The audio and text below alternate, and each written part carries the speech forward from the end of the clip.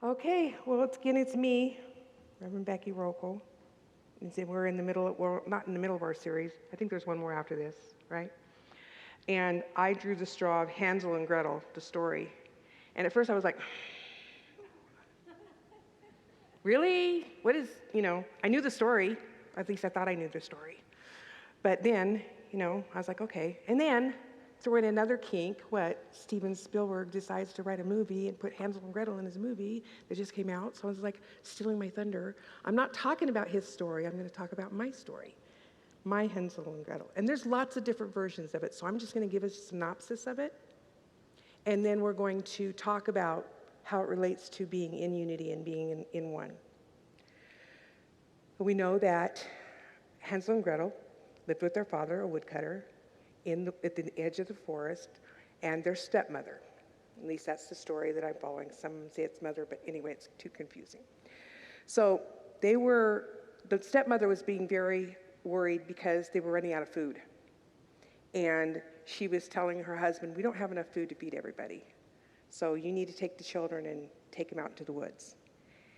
And on another note, I don't know if you guys know, but the Great Famine happened in 1315 and 1317. And this was actually, it was in Northern Europe, and this was actually a practice that they did. They took their children into the forest and left them because they couldn't feed them. When I was researching this, I found that, I was like, my heart stopped. I was like, okay, I'm done. I don't want to go on with the story, but at least this one ends differently. But yeah, they decided to take him out into the forest. And he didn't want to at first, and she convinced him. She kept pushing him. You've got to do this because we're not going to make it. We're just not going to make it. We have too many mouths to feed. So he agreed, and the first night he took him out, and they left him there in the forest. But Hansel and Gretel had heard what was happening, and Hansel had went out and picked up a bunch of rocks and put them in his pocket. And as he went out, as they took him out, he would drop a rock as he was walking because he's like, I can get us home. I can get us home. So the first night he actually did. After the father dropped him off out there, made a fire for him, they left him out there thinking, that was it. He comes back to his wife, and then here comes his children. Because Hansel was smart. He's like, I'm going to find my way home. And then when he arrives, the stepmother goes, well, where have you been? We've been looking all over for you. Narcissist, right? It's all your fault. You did this. And she's, get in the house, and she locks him in the house. She goes, you can't leave again. I'm going to lock you in the house. Because she'd figured out what he'd done, but she was going to make sure it didn't happen again. She convinces her husband to do it again the next day, and he does. He takes them out into the forest, deep into the forest where they'd never been, starts a fire for him, has them lay down to take a nap, and then he walks away from him. And when they wake up, they're alone, the fire's out, and they're in deep, dark forest. They have no idea where they're at. They don't even know how long they've been there or anything. And as the story goes along, it says that they wandered around even deeper and deeper into the forest for days, getting hungrier and hungrier along the way. And they finally, as luck would have it, run into a house that is made of candy. Isn't that interesting? In the middle of nowhere, a house made of candy. So they were very hungry, clearly, right? It was like the desert and the water. But they go up to the house and they start chewing on the house. And a little old lady goes, who's out there? What are you doing? And she flings open the door and she's just like, oh my, you must be hungry. And she's talking to them like, oh yes, wonderful, come into my house and I'll take care of you. Well, I'll give you plenty of food inside here. So they said, okay, and they went inside. Too soon to realize that they weren't inside to be fed. They were going to be food instead. She locks away Hansel, and she makes Gretel do all her chores for her. And she decides she's going to fatten Hansel up so she can have really good meals. So she couldn't see very well, but she went out there every day. And they were giving him food, and she'd go out there, and he was in a cage, and she'd say, give me your finger, and he'd stick out a chicken bone. And she'd touch it. She goes, you're just not getting fat. And she'd go back. And then this happened over and over again. All the while, Gretel's still doing all the stuff inside here, and he's still locked in that cage. But he got smart young man. He's like, she's not going to fatten me up, right? Even if I am getting chubby, I'm not going to show her that I am. So after about a month of this, going back out there, she said, forget it. I'm just going to eat you anyway. I can't wait any longer. I'm hungry. This is my version. So Gretel hears this, and she's like, okay, something, I got to do something here. So the witch loads up the fireplace, big fireplace, and she tells Gretel, go check in there and make sure it's hot enough. And Gretel knew if she stepped anywhere near that fire pit, she was going in it. So she goes, oh, I don't know what I'm supposed to do. I don't know what you're looking for. I don't understand what you mean. So she was playing like she didn't have an idea. And the witch is like, anyway, do what I told you to do. Get in there and do it. Reach in there, just go in there and see if it's warm enough yet. And she's, I just really don't understand. And she goes, well, let me show you. And as she went in, Gretel got her, closed the door, and locked it. And then there was the witch, right? It talks in the story about the sounds coming out, but I will spare you that. She runs over and she frees her brother, and they go running through the house, and as they're getting ready to pass out of the house, they see this bag full of jewels, pebbles, like jewels and pearls and all these little cute little shiny things, and they're like, wow, that must be worth a lot of money. So they snatch it up, they stick it in their pocket, and they go running out of the door. Still lost in the forest, but at least they don't have a witch chasing them now. So Hansel's like, I'm going to get us home. We're going to do this. We know what we need to do. We need to get home. So they walked and wandered, and they come up to a lake. And Hansel said, if we can get across this lake, I think I know where we're supposed to go. But they were looking around going, how are we supposed to get across this lake? We don't know. And all of a sudden, this duck comes by. And in one story, it's a big duck that carries both of them. But in another story, it's one duck. They have to go one at a time. But the duck takes them across the pond, and they get out the other side, and sure enough, he knows where he's at, and he gets them back to the house. And they go running in, fling open the door. They're so excited to see their dad. He gives them a big hug. He's so happy to see him. Their stepmother had coincidentally died. All right, coincidence?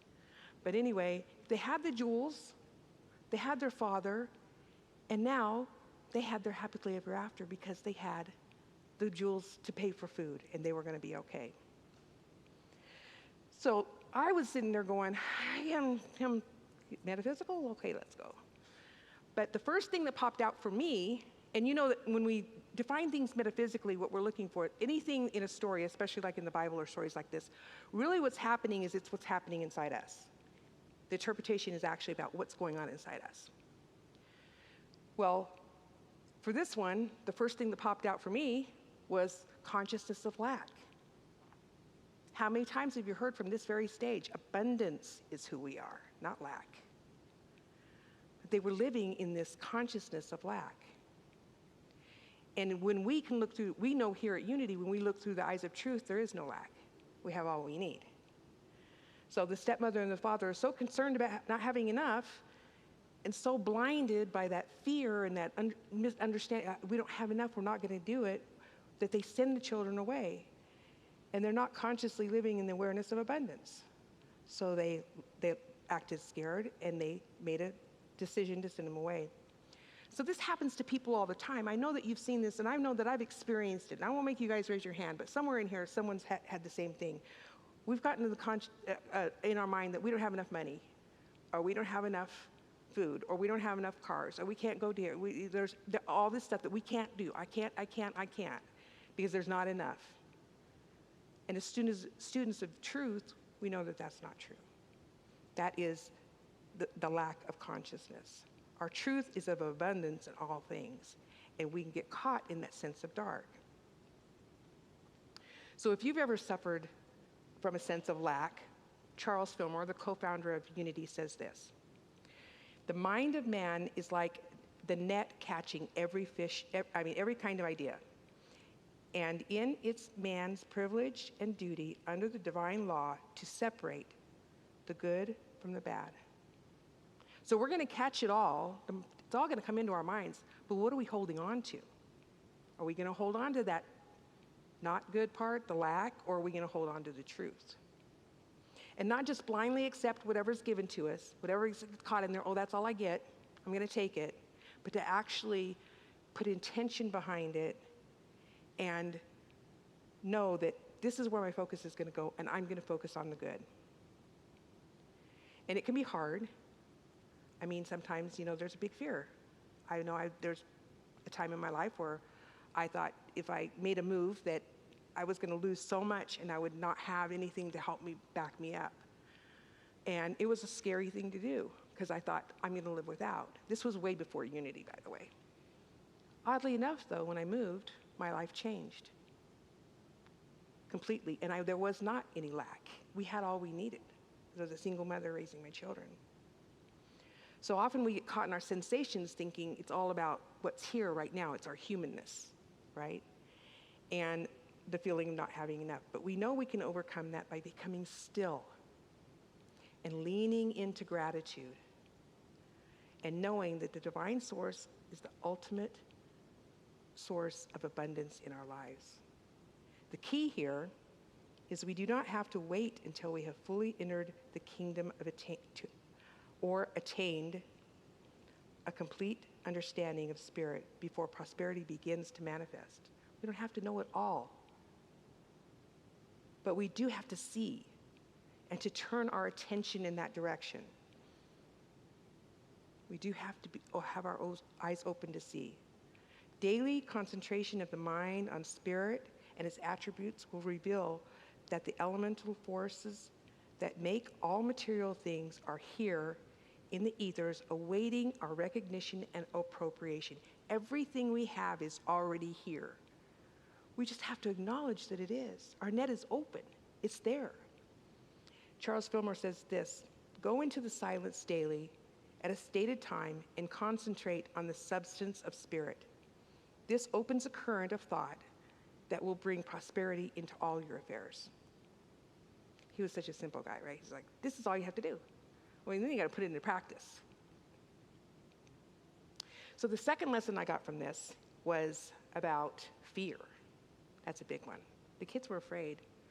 Even the parents were afraid of not eating, but the kids were very afraid. They stayed in that fear. Even when they were locked in the cages and doing all the maid work, they were still living in that fear. They were so afraid of what was going to happen to them. And Ernest Holmes wrote this: the thing itself, divine mind, is always present even when we cannot feel it. Has anybody ever in their life felt like they were so alone and so much fear that they were all alone and they could not feel that presence? I have. Whew. I don't even want to go there, but it was a long time ago. And right now I'm even getting teary-eyed thinking about it. Thinking I was alone and I would never have anything I needed, and that God had given up on me, essentially, is what I thought. And I asked God, if you really do love me and if you really are there, then you will send me a hug. And I imagined in my poor little mind, my dad would come through and give me this big hug, but it wasn't my dad, it was someone else. But I still, within 30 seconds, somebody walked through the door and said, could you use a hug? I'm like, all right, now you're just smarting off. Because I really had gotten to the point, I was 36 years old, I really had gone through enough in my life that I was just like, I'm done. I can't do this anymore. So I have to have some proof. And I definitely got it. Unfortunately, fear sends us to things, sometimes sends us first to things that we think are good for us. The kids were in fear, hungry. They walked up to the house. They're like, oh, yay, food. Even though it's candy. They're like, yeah. That's what my kids would do. Candy, yes. But it doesn't always seem like that. My mother used to use this phrase all the time. Becky, you go out of the frying pan into the fire. Like every choice I made was like, oh yeah, I'm getting out of this, but oh wow, what the heck did I just land in? You know what I mean? And it happened a lot. But the story of the children were so eager to eat that they didn't realize that what they were consumed in unconsciousness would consume them. What we consume in unconscious mind will actually consume us back. I mean, I don't know how I never knew this before, but I had to know it wait till I got it, right? So in the story, the children were so eager to eat this house that it consumed them eventually. They were captives in their own thinking. They were thinking things like, Fillmore says, race consciousness is the collective error beliefs that shape our thinking without our awareness. So we're thinking it, we're doing it without even really being aware of it. Remember, Fillmore said, we got to look at it. The belief in appearances, making outer conditions for ultimate reality. They thought the house was nice. How many times have we turned to ourselves, oh, that'll work? No, it doesn't. because it looks like I believe that it would, again, out of the frying pan. And the sense consciousness, living in our senses, living in our sight, living in our hands, thinking it has to be tangible for it to be real. And in reality, this is the part that's not real. It's what we can't see that is real. Because we can't see spirit. We can't see our consciousness. We can't see truth. We can see people walking in their truth. But that's what's really tangible for our lives. But in the story, Gretel finally gets to a point where the love for her brother was enough to scare her and back her into a corner enough that she overcame her fears. And they were freed by her efforts. They weren't going to get eaten that day. So Fillmore taught this, that we don't fight error thinking, we dissolve it with truth. You're not supposed to struggle against it. That's the point. It's not like, oh, I'm bad, you're bad. No. We dissolve it with the truth. We open the light to the truth. We open our hearts and the Christ in our hearts and say, this is the truth here. And that will dissolve the fear. And he says, how to overcome fear is cast out by perfect love. We saw that with Gretel. To know divine love is to be selfless. And to be selfless is to be without fear. She fought through it and she pushed him out. And of course, jewels that they took back were abundance. Eric Butterworth says this in his essays. He says, worry is an amazing preoccupation. It is a concentration of the mind on experiences and relationships from the most pessimistic point of view. Some persons become highly skilled at the art of worrying. Do you know anybody like that? I'm married to one. Shh, don't tell him I said that. Hopefully he won't watch, sorry. Worry. Everything's a worry. For a long time, I called him Chicken Little, because everything's a problem. Oh, no. You know, and I'm like, why are we worried? We live in abundance. It's going to be okay. He says, I'm woo-woo. But I really do believe that we live in abundance. But some people get stuck in that. And it says here that, as a matter of fact, if they would pray with the same intensity with which they worry, they would enjoy answers without ceasing. If we would pray as much as we worry, what would our life be like? Right? To me, I was just like, when I wrote that down, I was like, oh, okay, you got me. So think about it. If we spend as much time praying as we did worrying, we could, in fact, create our own heaven on earth. Right here, right now. Because we would let go of the worrying. So the last part that I'm going to bring forward to you was, the last principle for me was demonstration. Now, when I was in ministerial school, this one was a hard one for me to understand. Because they tried to teach you, I'm like, what does that mean? I don't understand what demonstration means. So hopefully I can get across to you in much simpler ways, because the way they were saying it to me, I couldn't really get it. It's defined as the proving of a truth principle in one's bodies and or affairs, the manifestation of an ideal when its accomplishment has been brought about by one's conformity in thought, word, and act to create principles of God. You know what it is? It's alignment. I believe it, I think it, I walk it. That's how I demonstrate my faith. That's what I do out there. That's what I do up here. I demonstrate my faith. That's what I do in my home. I walk the talk. Because that's how I'm demonstrating out in the world. And for them, they got to walk away. They demonstrated their strength, the strength that they got. And the wanting to go home and the determination behind that. I almost lost the word. The determination that they had finally had that focus and lined up, and they were able to go home and bring back the jewels too. So they returned like the hero's journey with the lessons learned, those were their jewels, and being reunited with their father, coming back to the conscious state of connection and awareness of spirit. The stepmother, of course, was gone, but some say, in some of the stories, they say she was actually the witch in disguise, but I don't know. So in Unity Metaphysics, every story is a parable about consciousness. In Hansel and Gretel maps the soul's journey from lack to error thinking, through fear, and back to its awareness of the divine within. Home within ourselves. We come home. That was a perfect song because they came home. They came home to themselves. The hero's journey is what Eric Butterworth's Essays on Abundance says. The journey home depends not on the distance between where you are and where our good is.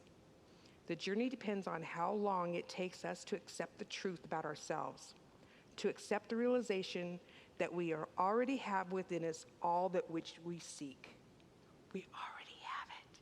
It's not about going over here. How much more do we need to understand that we have what we want? We already have everything we need inside us. So my question for you guys along the story is, where are you living in lack? What fears are you blinding you in your life right now? And how many things have you allowed to overshadow or consume your sense of self? I could have a list. I'm glad they're behind me, but I could have a list. You guys would probably go, ooh, some of the stuff on the list. But how many things are we letting do that? It comes down to this. Our fifth principle says, it's not enough to understand spiritual teachings. We must live the truth we know. Are you living the truth that you know? Are you living the truth that you listen to when you come here? That your friends talk about when you share out of coffee, getting coffee on Sunday morning? Are you living the truth? This week, look at your journey and ask yourself, where are you and where do you want to be?